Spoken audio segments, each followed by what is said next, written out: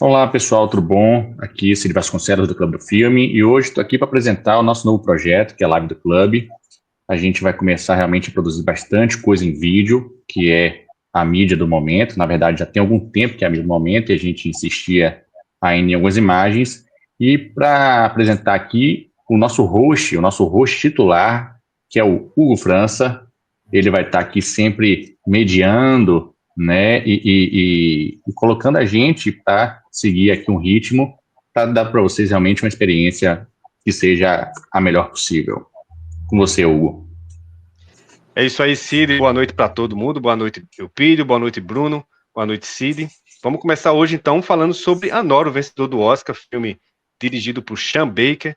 E hoje a gente espera aqui que a gente possa contemplar esse filme e falar de vários aspectos da carreira, falar sobre o filme em si e sobre toda a repercussão que ele vai causar ali no pós-Oscar, depois que ele vai vencer diversos prêmios, inclusive o prêmio de melhor filme do Oscar 2025. Eu quero começar, então, com Eupídio Rocha aí para falar um pouquinho sobre Sean Baker, a carreira desse diretor e um pouco também sobre algumas coisas do próprio Anora, né? Vamos lá então, Eupídio. Bom, então, olá para os nossos espectadores que estão nos acompanhando aí, um abraço para cada um de vocês. Vamos começar então. O Anora foi o grande vencedor do Oscar 2025, ele ganhou 5 prêmios, né? Melhor filme, montagem, atriz para Mick Madison, roteiro original e direção. O Sean Baker se tornou o primeiro a conseguir ganhar 4 Oscars pelo mesmo filme, porque ele é responsável, além da direção, ele é um dos produtores, ele fez a edição, montagem final do filme e ainda é o autor do roteiro original. Então isso já coloca ele como um dos expoentes nessa história do Oscar, né? A Nora conta a história de uma dançarina, né? Uma dançarina de um nightclub, que é a personagem protagonista, né? A Anne, cujo nome original é a Nora, e aí ela acaba se envolvendo com o herdeiro de um oligarca russo, né? Acho que a expressão que eles usam é essa, oligarca russo, né? Aqueles milionários russos que surgiram a partir do fim do Império Soviético, né? E aí ele se envolve com ela, eles acabam se apaixonando, tem uma conexão, se casam, e aí isso gera toda uma série de confusões e de aventuras e desventuras, porque, obviamente, o papai e a mamãe dele não estão satisfeitos com esse casamento, né? Ele desaparece num determinado momento da trama, e aí a Nora, junto com 3 capangas enviados pelo papai e pela mamãe, saem pela cidade tentando encontrar onde esse garoto, esse jovem de 18, 22 anos, mais ou menos, foi parar, né? E aí vão ter os momentos cômicos, vão ter os momentos dramáticos, tem algumas cenas de sexo que pode deixar algumas pessoas mais puritanas de cabelo em pé, e tem essa interpretação da Mike Madison, né, que deu para ela o Oscar de melhor atriz. O Sean Baker é um diretor conhecido dentro do que a gente chamaria de cinema independente, e acredito que o Bruno vai poder discutir isso de uma forma mais consistente daqui a pouco, né? Ele tem 12 filmes, segundo o Letterboxd, desses 12, 4 são curtas-metragens, e ele está hoje com 54 anos, ou seja, já não é um garoto, né?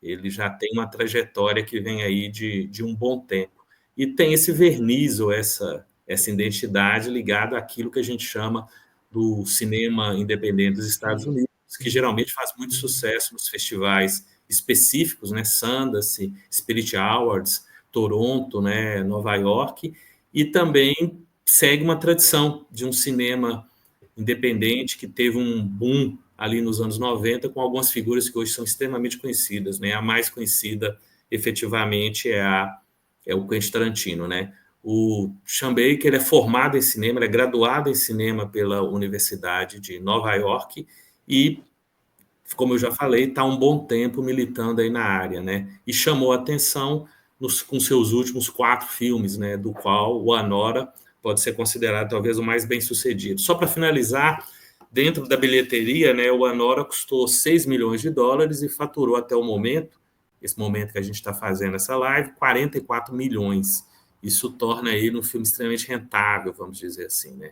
Dentre os filmes ditos independentes, ele não é o mais lucrativo, segundo algumas críticas, né? Ele talvez seja o menos lucrativo desses filmes. Um dos que fez sucesso nos últimos anos no Oscar, é justamente o Moonlight, né? Que ele é de 2017 e ele faturou 60 milhões de dólares, né? O Anora, por fim, ele é um filme da Neon, que é uma produtora que tem se destacado no cenário da produção alternativa, independente, diferentona dos Estados Unidos, né? Que começou essa trajetória com Parasita e com a Anora ela marca mais um, digamos assim, mais um capítulo nessa etapa. É interessante você falar isso sobre a questão do cinema independente, porque esse rótulo de cinema independente ele é muito relativo e até muito difícil também de conceituar, né? Eu acho que tem algumas pessoas que discordam muito, que a Anora, por exemplo, e outros filmes do próprio Chambé que sejam cinema independente. Então, eu queria chamar Bruno aí também para falar um pouquinho sobre o que você acha do Anora, o que você acha desse rótulo de independente que o filme acaba ganhando. Boa noite, Hugo. Boa noite, colegas. Boa noite, pessoal do Clube do Filme. É inegável que o Sean Baker ele tem essa veia independente, ele é um dos grandes expoentes do cinema independente, mas eu acho que a Anora é um filme que a gente talvez não possa enxergar tanto sobre esse prisma do cinema independente. É claro que ele tem um orçamento muito enxuto quando a gente compara ali com outros filmes como Duna, The Wicked e outros grandes filmes da indústria que estiveram nesse Oscar, mas o cinema independente ele vai muito além dessa questão do orçamento, né? Quando a gente fala de independência, a gente está falando principalmente de uma independência que ela é artística. Como foi mencionado, o Sean Baker ele teve um controle ali sobre o roteiro, sobre direção, mas também a questão do cinema independente traz a ideia de como ele é produzido do ponto de vista da organização industrial desse filme, que está associado ali, como falaram, sobre festivais independentes, onde são filmes mais artesanais, que não são produzidos em grandes indústrias, né, com grandes estúdios, e ainda que um filme seja barato, ele ainda foi produzido através de um estúdio pelo mesmo sistema de produção que outros filmes ali que estão figurando no Oscar. Mas com certeza o Sean Baker tem essa base no cinema independente, Projeto Flórida, que é da A24, que é uma produtora que também começou como uma produtora independente. Hoje também a gente não pode encarar tanto sobre esse prisma, porque uma empresa também foi se consolidando, um estúdio também foi se consolidando, tendo seus maiores financiamentos, e já tem uma autossuficiência. É como se fosse essas novas empresas, essas novas produtoras, como se fossem uma pequena Hollywood também já muito autossuficiente. É claro que não é, quando eu falo de não encarar pelo prisma do cinema independente, não é que a gente não possa enxergar ali elementos de um cinema independente. É claro que existem ali esses elementos, mas que por produzir um filme muito pensando nessa questão da distribuição, como que essa produção voltada para o mercado, ela acaba moldando o filme, acaba que ele renuncia um pouco ali, como eu falei, dessa independência criativa. E no caso de Anora, eu acho que é uma renúncia assim, não tão proveitosa. Por exemplo, quando a gente pega cineastas como o Wes Anderson, que também tem uma base no cinema independente, mas que foi a partir ali de Hollywood, do sistema de financiamento de Hollywood, que ele consegue ali depurar o seu estilo e fazer uma de suas principais obras, como Hotel Budapeste, Ilha dos Cachorros e outros filmes que a gente que o público tá mais habituado, mais familiarizado. Que Sean Baker consegue fazer bons filmes com pouco dinheiro, e isso realmente está na sua biografia, né? São filmes realmente com um orçamento bem limitado. Se eu não me engano, o Red Rocket acho que teve 1 milhão e pouco. O Projeto Flórida não deve ter sido muito diferente disso, o Tangerine muito menos. Então, assim, acho que a gente, um primeiro ponto aqui é independente dessa discussão do cinema independente, né? Desculpa até a repetição, mas de realmente elogiar o fazer com pouco, né? O fazer muito com pouco. E aí eu não estou nem falando de se o filme, se a gente gostou ou não gostou, né? A gente tem realmente um filme que, querendo ou não, ganhou o Oscar. Também não estou dizendo aqui que o Oscar é termômetro de qualidade nisso, mas estou dizendo, estava lá em evidência, né? Participou de vários festivais, ganhou, se não me engano, Cannes, não foi? Então, eu acho que é um filme que ficou realmente aí, nem vou dizer que ficou dividido, né? A divisão veio depois, sobretudo por conta da premiação do Oscar, e sobretudo no nosso país, mas é um filme que realmente tem muita qualidade, né? Isso é inegável, eu acho.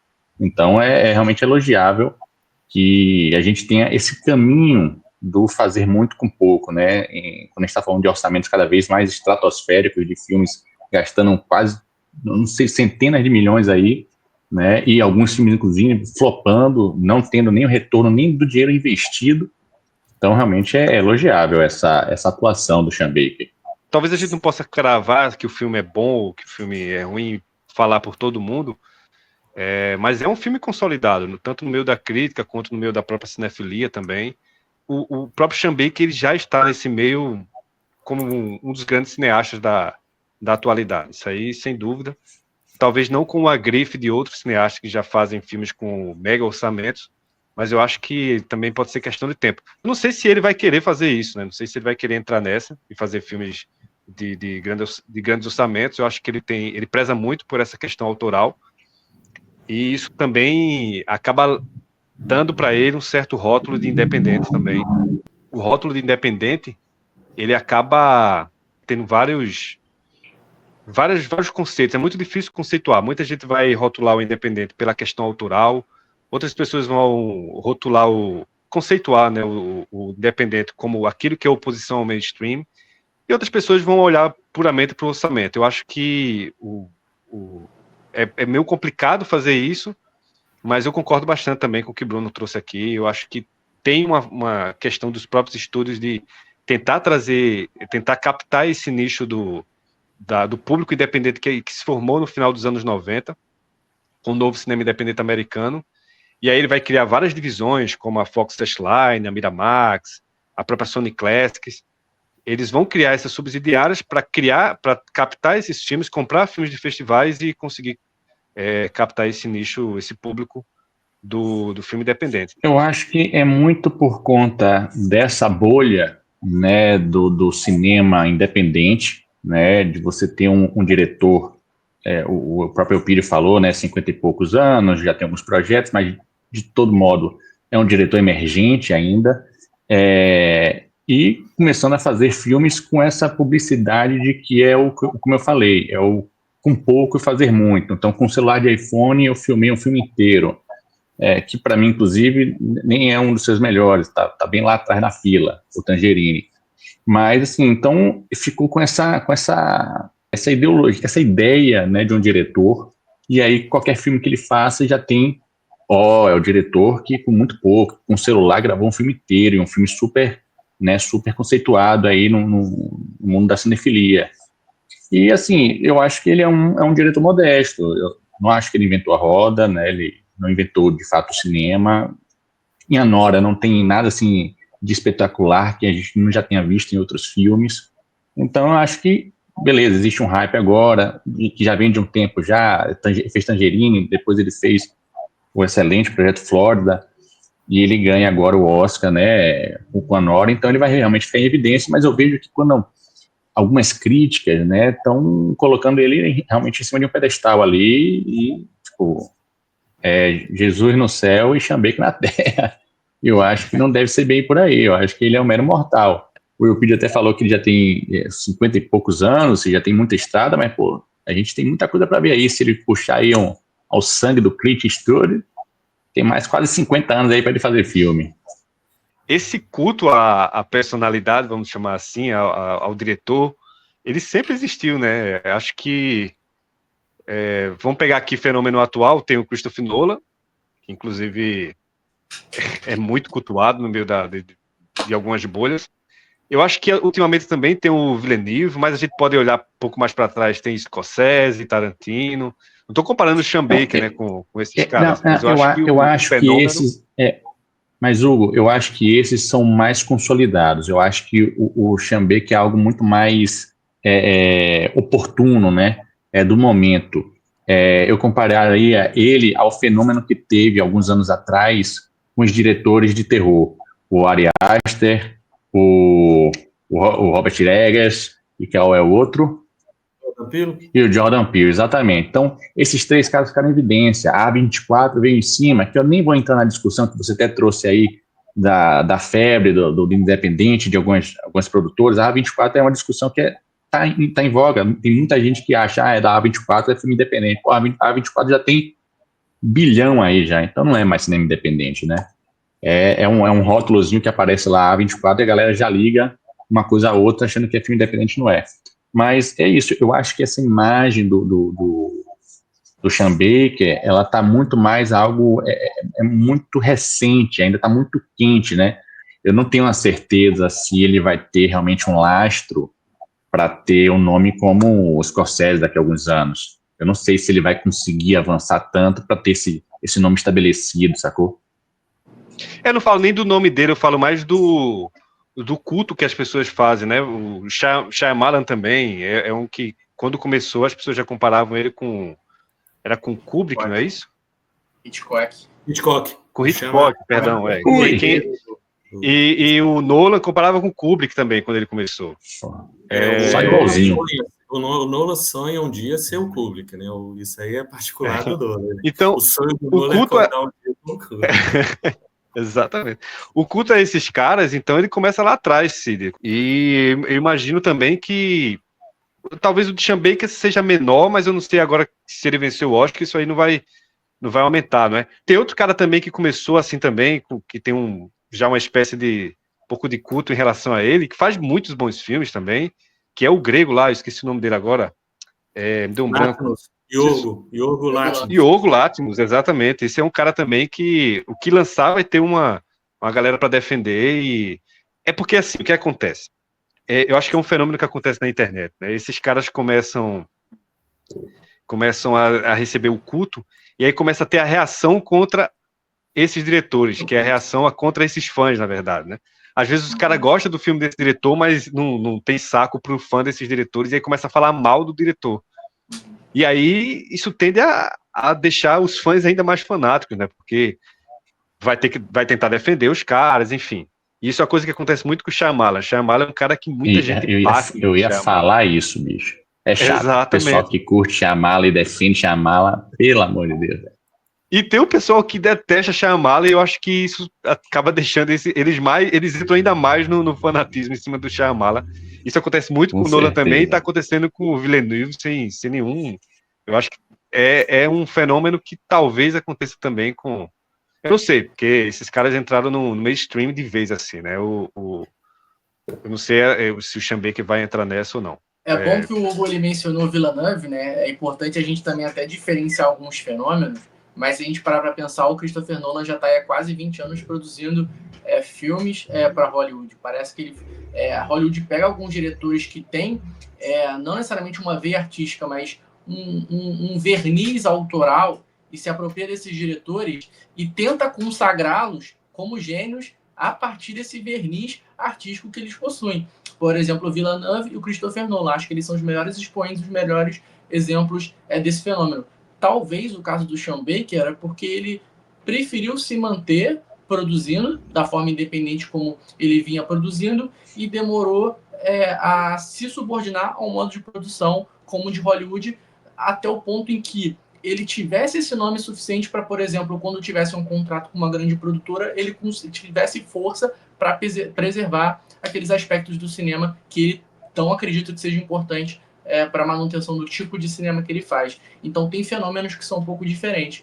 Já o Shyamalan, eu acho que ele é o diretor que Hollywood precisava, não para consagrar o gênero, mas principalmente para preservar algumas coisas que o cinema hollywoodiano sempre trouxe, que é a fantasia, a descrença, são talvez um apelo ao fantástico. Então, eu acho que concordo muito que acaba que muitos diretores acabam assumindo criando meio que fã-clubes de pessoas que defendem aí a ferro e fogo, mas acho bom a gente ressaltar essas diferenças porque são fenômenos bem, bem diferentes. Exato, e tem algumas semelhanças, mas tem bastante diferenças também entre eles. Acho que a semelhança maior é em relação justamente ao furor que vai existir neles em algum momento, e talvez isso depois desaqueça um pouco, né? Mas uma coisa que aconteceu, que eu estava reparando nas redes sociais, eu vi alguns comentários, principalmente no Brasil, né, logo depois da cerimônia do Oscar, que consagrou a Nora como vencedor, mas não só isso, como a Mickey Madison vencendo o Oscar de melhor atriz em cima da Fernanda Torres, né? Dizendo que seria uma regravação de Uma Linda Mulher, o filme acho que de 1991, não é isso? Que tem uma história ali parecida, mas algumas pessoas de forma até pejorativa estavam dizendo que venceu o Oscar a regravação de Uma Linda Mulher. Eu acho isso um pouco um pouco de mágica. Bom, se a gente for falar em regravação e tiver que cortar aqui, destruir tudo que já foi copiado, a gente vai lá para 1900 e só fica aquilo que tinha até aquele momento, né? Porque é isso, o cinema é a arte está em tudo que a gente vê, né? A questão é como o diretor lida, né? Independente se ele se pautou pelo filme de A Linda Mulher, que eu não estou dizendo que é, e até nem acho que seja, mas imaginemos que ele se pautasse pela história de A Linda Mulher. Como ele recontar esse filme? É isso que importa. Se ele tiver algo novo a propor, se ele tiver uma nova forma de mostrar aquela história, e for legal, e o for legal, for bom, é pessoal, né? Eu posso gostar, o Hugo pode não gostar, mas o Bruno pode amar, o Eupídio pode odiar, e tá valendo. Então, acho que realmente muito dessa discussão que tomou essas grandes proporções, sobretudo nas redes sociais brasileiras, é muito da torcida, né?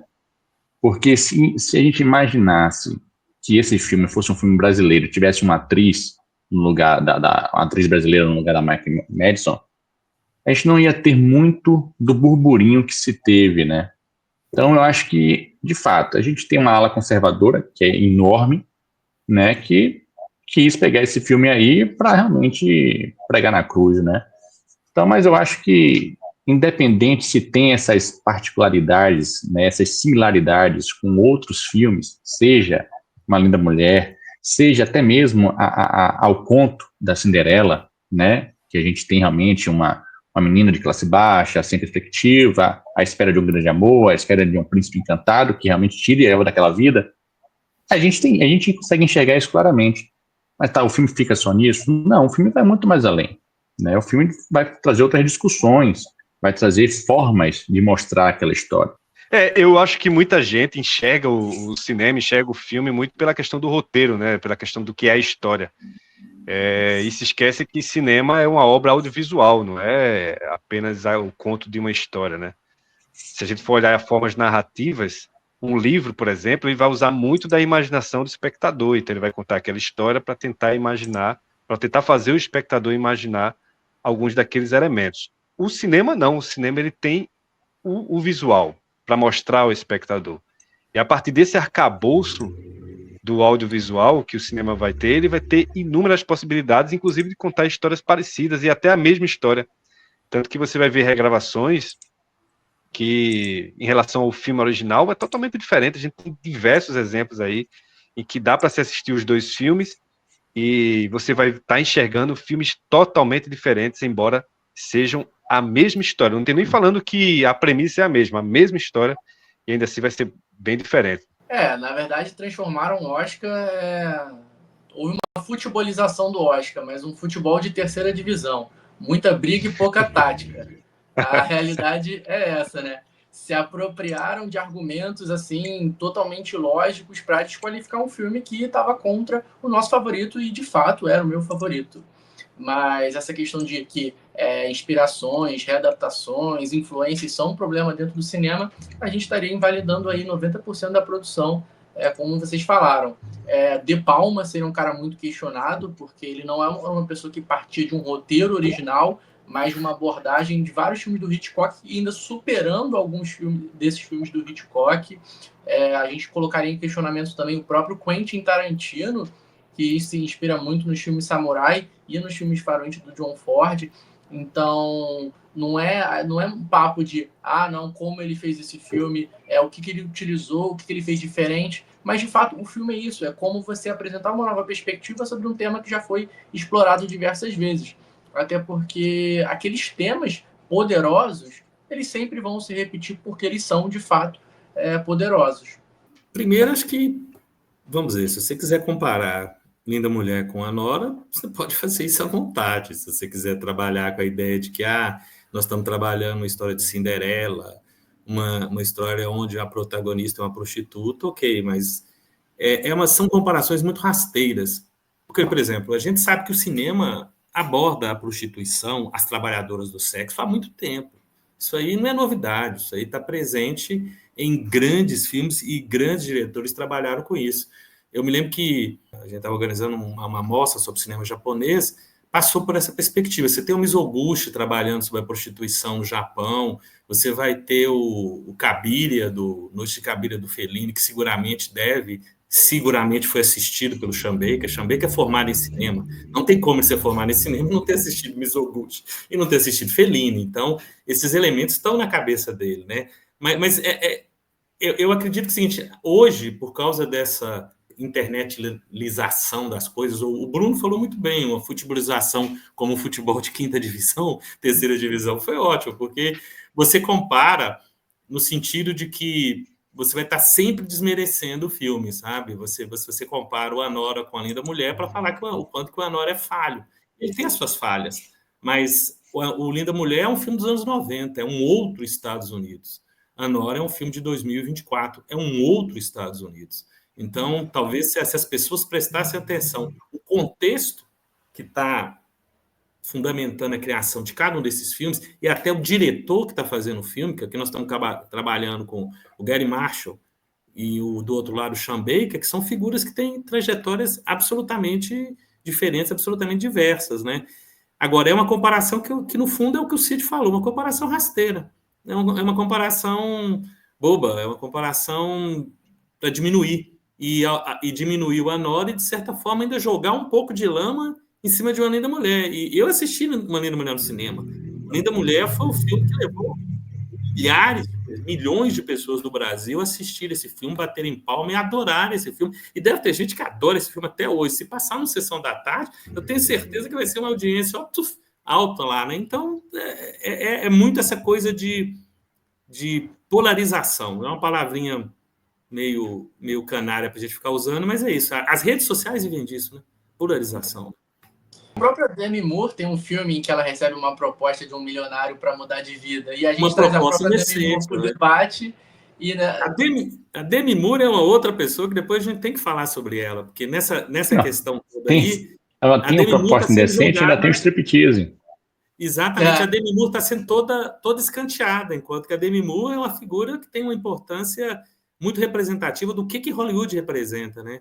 O que o Substância representa e o quanto que Substância é um filme muito interessante nas conexões que ele faz e o que ele diz sobre a indústria, né? Obviamente, eles usam a indústria da televisão, uma coisa que Hollywood adora fazer, né? Quando ela quer cutucar, ela vai lá para a televisão, ela não vai muito nela mesma, né? Então, ela joga muito na televisão para colocar aquilo que gostaria-se de fazer a crítica em Hollywood, né?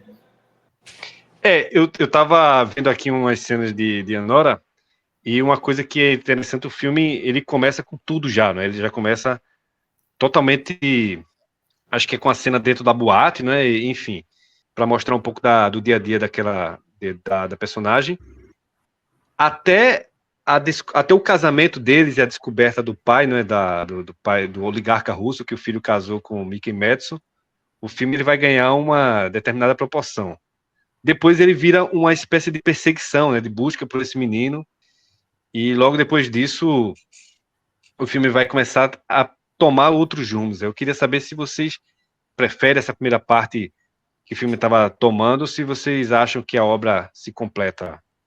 Me agrada essa, vou chamar aqui de subversão, talvez essa não seja a palavra mais apropriada, mas essa subversão da minha expectativa, né?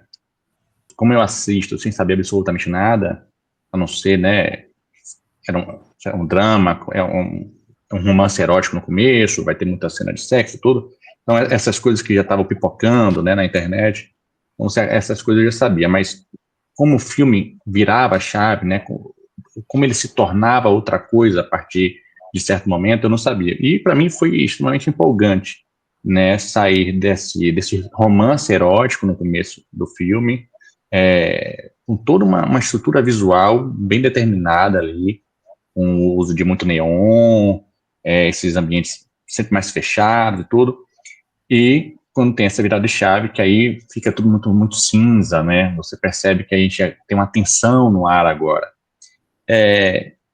Quando eu assisti esse filme, eu tive eu conceituei ele para mim de uma forma, você falando, né, dos conservadores, eu fiz, né, isso, pessoal, eu indiquei para o meu sogro e minha sogra, eles não gostaram do filme, né, Minha esposa falou, você é louco de indicar uma coisa dessa para meus pais, mas enfim, eu faço isso.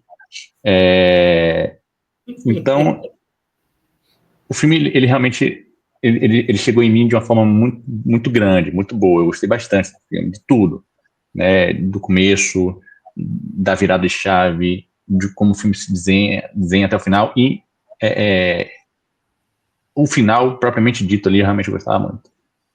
Mas eu acho que toda essa bajulação em torno do Shane Baker hoje, né, em torno da mão dele, de como ele é um diretor primoroso, foi acendendo em mim algumas questões, né, no filme, e que hoje esse filme ele cai um pouquinho para mim, assim. Eu ainda gosto muito do filme, não vou deixar de gostar por isso, mas eu percebo que aquele momento eu estava muito mais no clima do filme mesmo, né, e show de bola, filme, né, muito bem feito, muito bem executado. Eu fui comprado pela ideia do filme, e que dias após, pensando no filme, algumas situações ali para mim, eu já não acho tão redondo, né?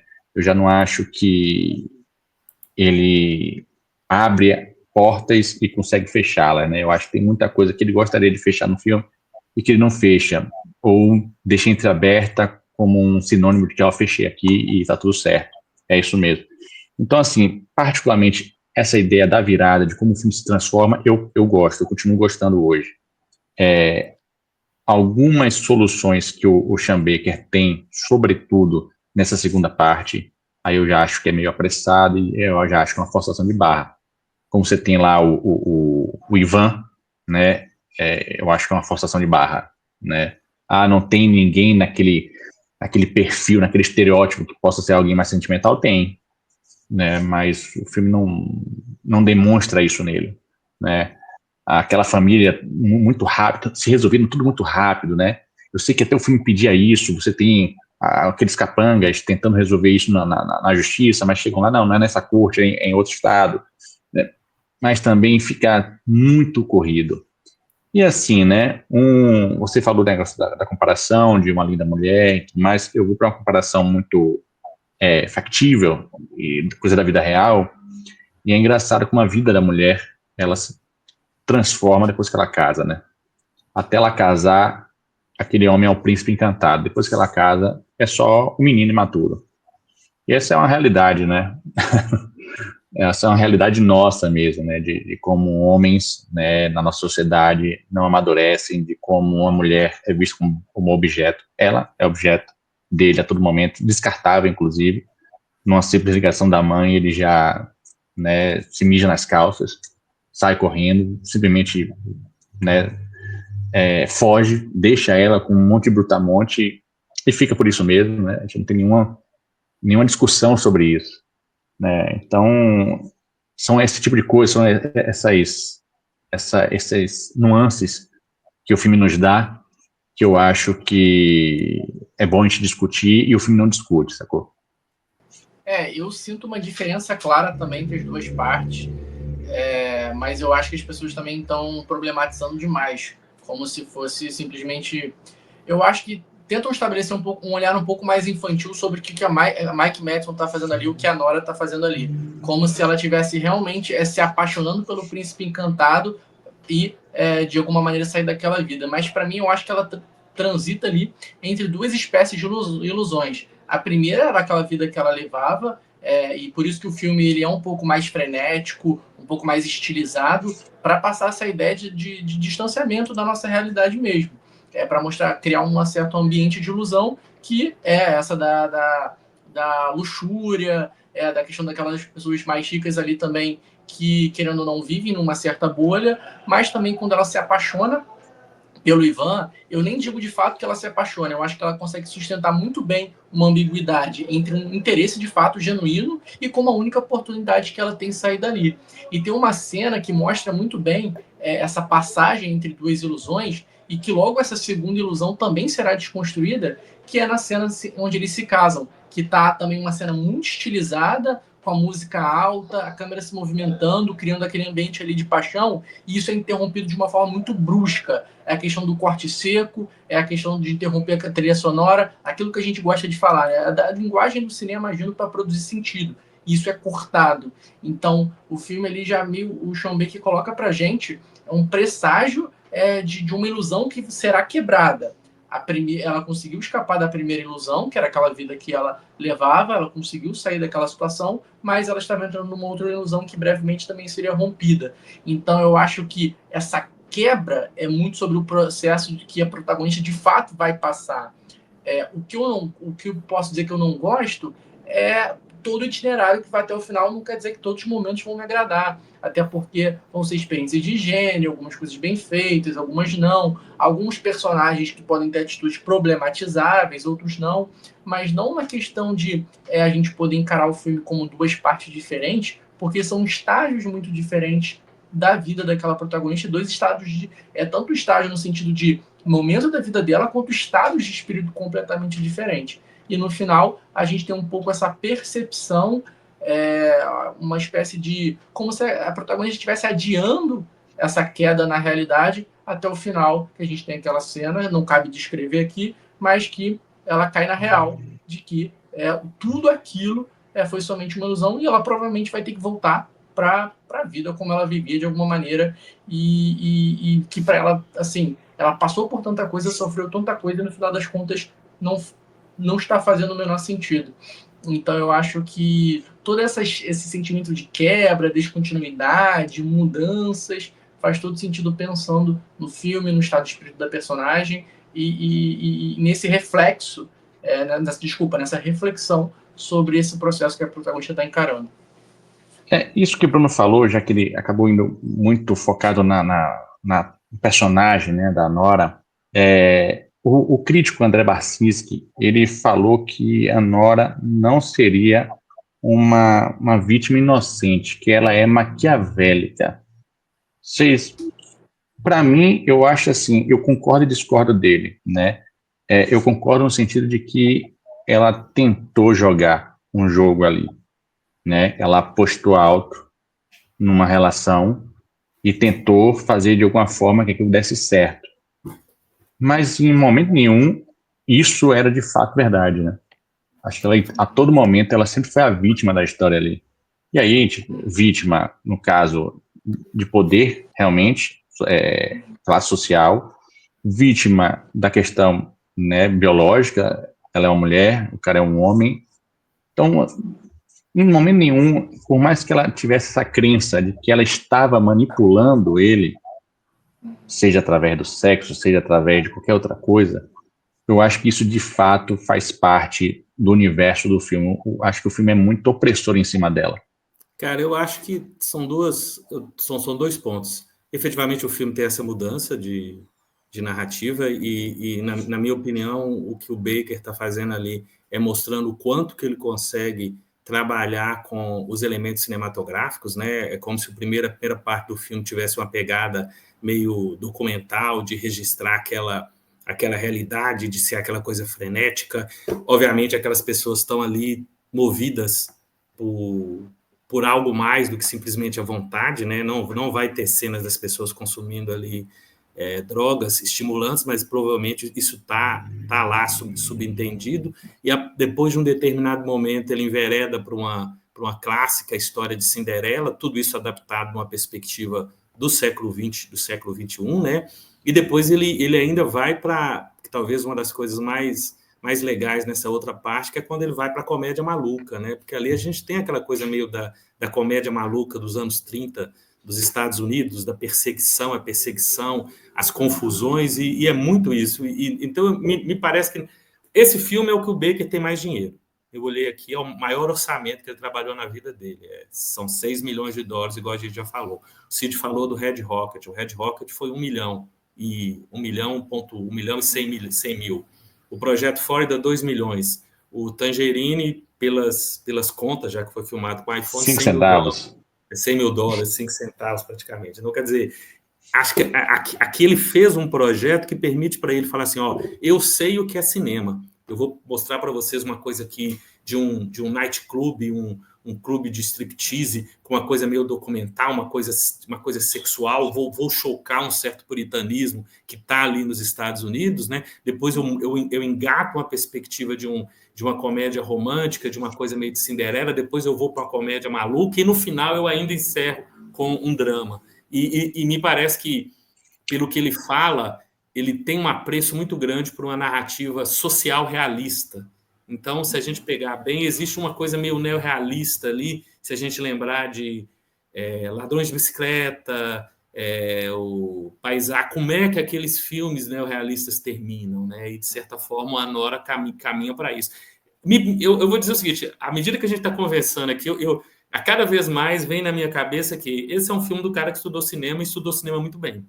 Ele estudou cinema, além de ler os livros, aprender a técnica, ele assistiu filmes, sabe? Então, ele falou assim, eu consegui um orçamento que me permite, de repente, trabalhar todas as minhas ideias, todas as minhas perspectivas e fazer esse filme. Algo que o Tarantino, por exemplo, vai fazer com Pulp Fiction. Porque o Pulp Fiction do Tarantino é esse. É um grande filme onde o Tarantino fala assim, eu estou aqui fazendo o meu Cidadão Kane, né? Eu estou querendo mostrar aqui tudo que eu posso fazer de um filme. E me parece que o Baker, à medida que a gente está falando aqui, vai muito nessa linha. O que comprova efetivamente o talento que o cara tem, né? E nessa linha que, voltando um pouquinho até na linha que Bruno falou, mas complementando a fala de Eupídio, eu acho que é muito sobre também, ela tá nesse meio, como o Bruno fala, que não é o meio da classe dela, ela não pertence àquele lugar, ela tá no meio dessas pessoas de uma classe totalmente mais abastada do que ela, né, que, enfim, algumas até se deslumbram, e acho que a queda dela, quando o Bruno fala, é a queda de ela tentar entrar dentro dessa classe social, da qual ela ainda não pertence, e da qual é o sonho dela conseguir entrar, não é? Inclusive, quando ela descobre quem é o pai de Ivan, ela vai contar para a amiga, e você percebe o brilho no olho dela, né?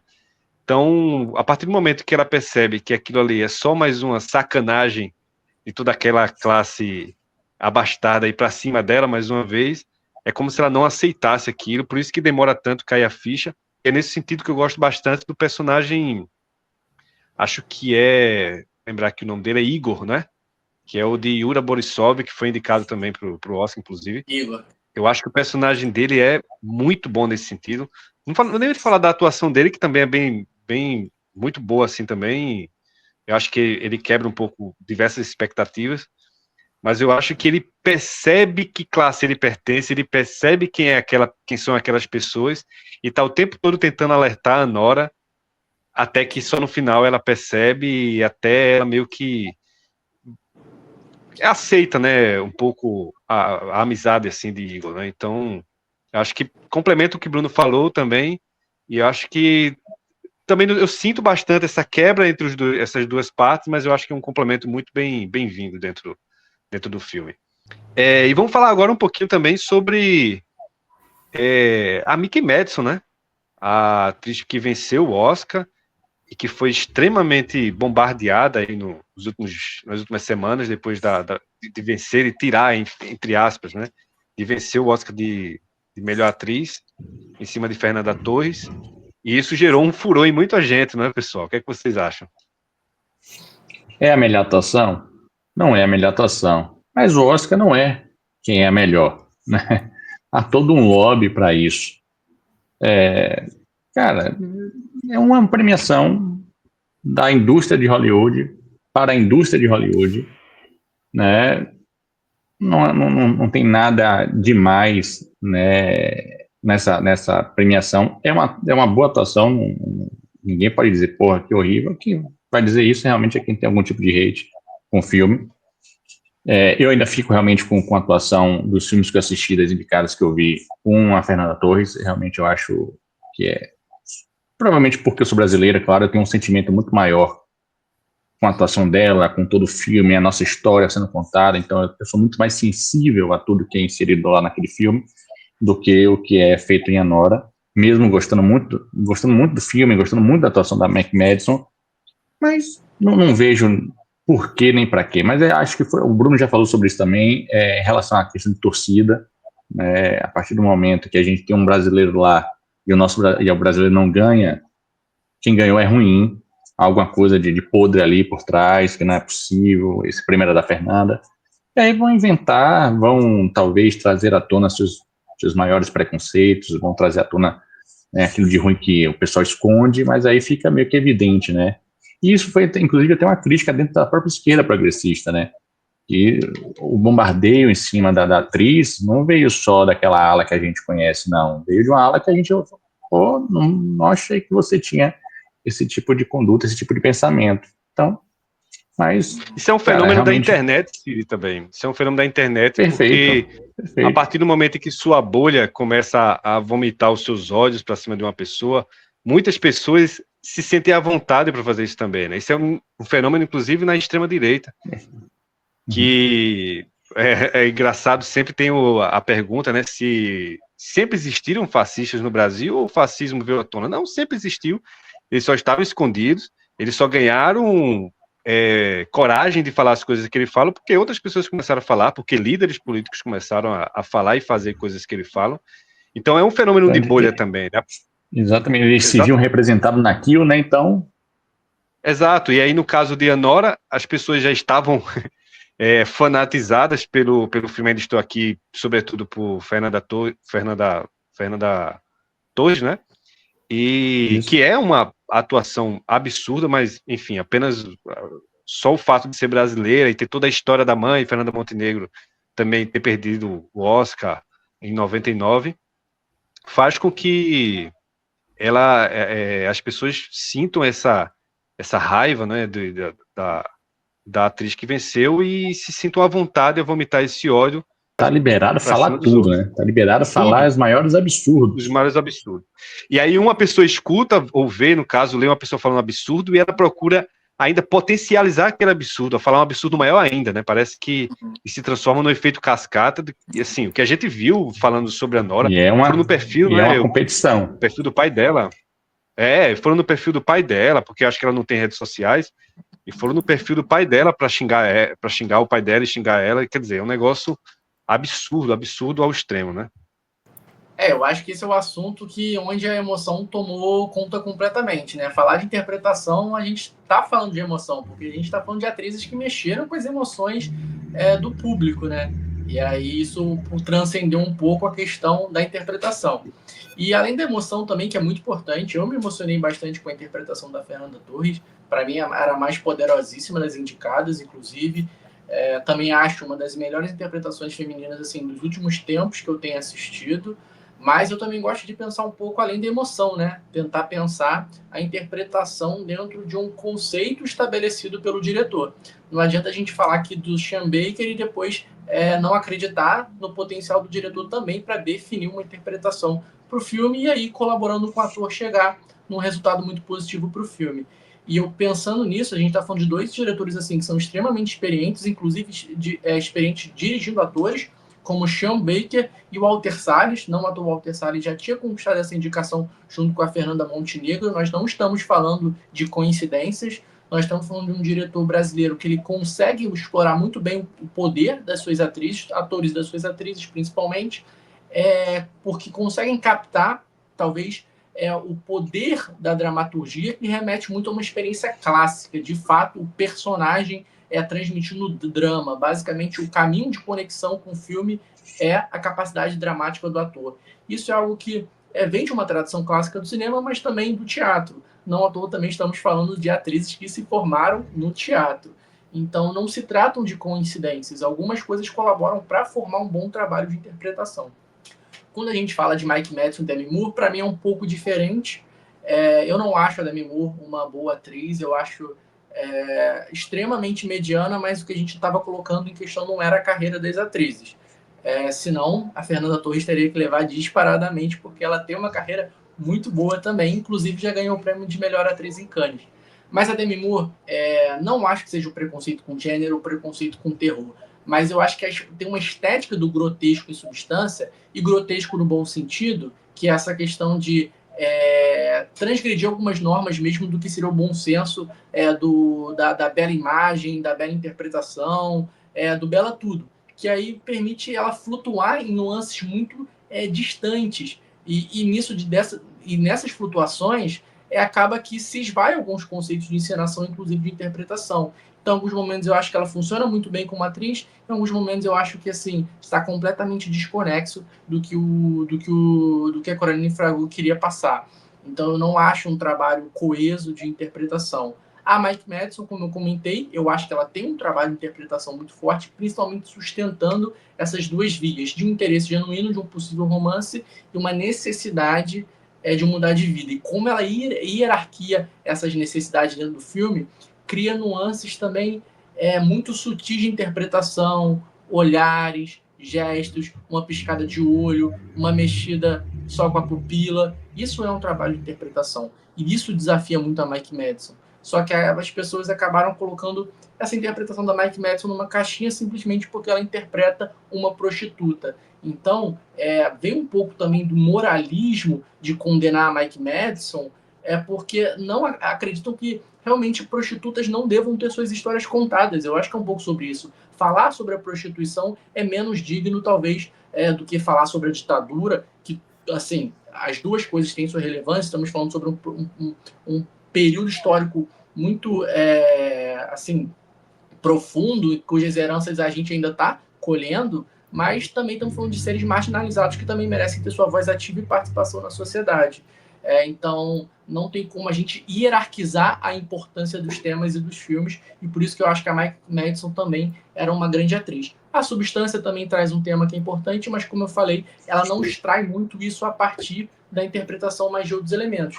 E eu acho uma pena esse moralismo, porque eu também percebo que esse moralismo é uma herança assim, de outras áreas da nossa sociedade que não o cinema. Também aquela questão de criticar sempre a televisão, mas também o moralismo como um todo. A própria profissão é condenada, ainda que seja um filme de prostituta, ainda que ela fosse uma prostituta, ela mereceria respeito. E as pessoas, como não conseguem assimilar isso, não conseguem assimilar o fato de uma atriz que ganhou o Oscar por interpretar uma prostituta.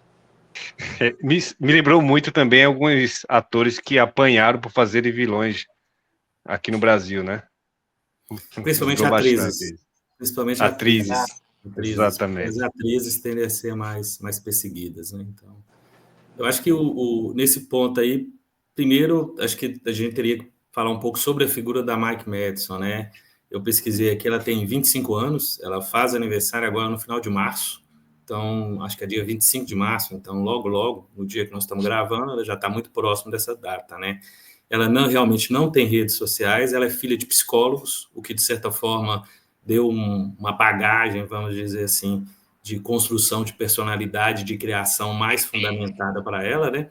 Ela apareceu em produções que tiveram destaque nos últimos anos, né? Ela é uma das co-protagonistas do Era Uma Vez em Hollywood, né? Ela faz parte da família Mason, né? Na realidade, a personagem que ela interpreta é a personagem que mata a Sharon Tate na realidade, né? No universo do Tarantino não é bem isso que acontece, né? Ela se ferra no universo do Tarantino, né?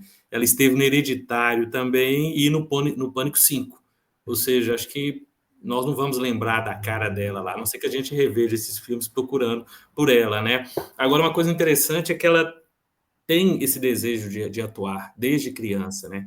E aí, quando perguntaram para ela quais são as referências, ela volta nas comédias de John Hughes, que é o cara dos anos 80. Um dos parâmetros de trabalho dela são os filmes da Molly Ringwald, que é o Garota Rosa Choque, por exemplo, né? E a Molly também está no Clube dos Cinco.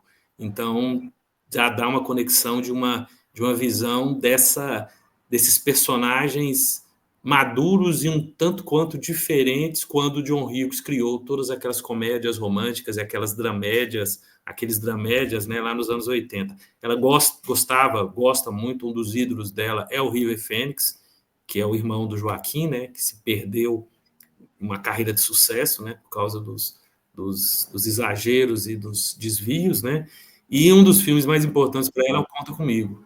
Então, quer dizer, é muito conectado com alguém que se formou naquela escola de cinema estadunidense dos anos 80, né? Ela aprendeu russo para poder falar no filme, embora não diga muitos diálogos nesse idioma, e aprendeu a dançar também todas as danças que ela interpreta nos filmes, né? E para encerrar, sobre os diretores que ela quer trabalhar, né? Ela gostaria de trabalhar com Luca Guadagnino, né? Que talvez seja o queridinho dos neo-ídolos dos Estados Unidos hoje, e a Coraline. Ela, de repente, a Substância 2, se vier, a gente já pode ter aí a Mike Madison interpretando o papel. Né? É isso aí. Então, para encerrar, vamos falar aqui, cada integrante aqui vai indicar um filme do Sean Baker, um filme que gostou, né? Enfim, para quem não sabe, Sean Baker tem 8 filmes, né? Acho que foi falado no começo. São 8 longa-metragens. E cada um vai indicar aqui, não vale a Nora, claro, a gente está falando sobre o filme hoje. Bruno, começa aí, Bruno. Bom, eu indicaria o filme Tangerine, o filme que comentaram aí ter sido filmado em iPhone, porque eu acho que representa um pouco dessa veia de cinema de guerrilha, de fazer muito com pouco, mas não... Eu acho que vai além de um fetichismo nesse aspecto. Eu acho que ele realmente consegue realizar talvez o melhor filme nesse sentido, que demonstra um pouco desse frenesi que vivem esses personagens e como que eles têm que, como eu falei anteriormente, hierarquizar suas prioridades e tentar sobreviver nesse meio que oprime. Então, todas as decisões que fazem parte da abordagem do Sean Baker vão estar acentuando, intensificando essas tensões e o resultado disso é muito positivo. Acaba sendo muito imersivo, porque parece que a gente consegue passar algumas horas na vida desses personagens. Eu acho bastante interessante o Tangerine desse ponto de vista. Eu vou indicar o filme que se chama Starlet. Aqui no Brasil ele ficou como Uma Estranha Amizade. É um filme de 2012. Antes de Tangerine, antes de Projeto Flórida. E assisti recentemente. E para mim, desses filmes mais recentes do Sean Baker, é um filme que consegue desenvolver mais a relação entre aqueles dois personagens. Eu acho que Tangerine é aquele negócio muito de rua, tem um distanciamento, né, entre aqueles personagens e quem está assistindo. Projeto Flórida, a gente tem uma perspectiva de uma criança, a gente acaba se sensibilizando por isso, mas ainda assim também é um tanto distante. Eu acho que a Nora também vai, mas aqui em Uma Estranha Amizade a gente vê uma personagem jovem se relacionando de forma de amizade mesmo com uma personagem muito mais velha, sexagenária, talvez até mais. Claro que tem alguns meandros, algumas nuances aí no filme para que isso ocorra, mas eu acho que a gente consegue ver um olhar um pouco menos frenético, um olhar mais cadenciado, um olhar mais querendo se aprofundar naquilo que aquelas duas personagens estão trabalhando, né, entre elas. Não quero dar spoiler, mas é a falta de algo que une as duas, né? Então, para mim, realmente é um dos melhores filmes aí do Sean Baker, que vale a pena revisitar. Então, assim, conheci o Sean Baker agora só por Anora, vou dar uma visitada na biografia do cara, porque tem coisa boa também. Então, Uma Estranha Amizade, filme de 2012.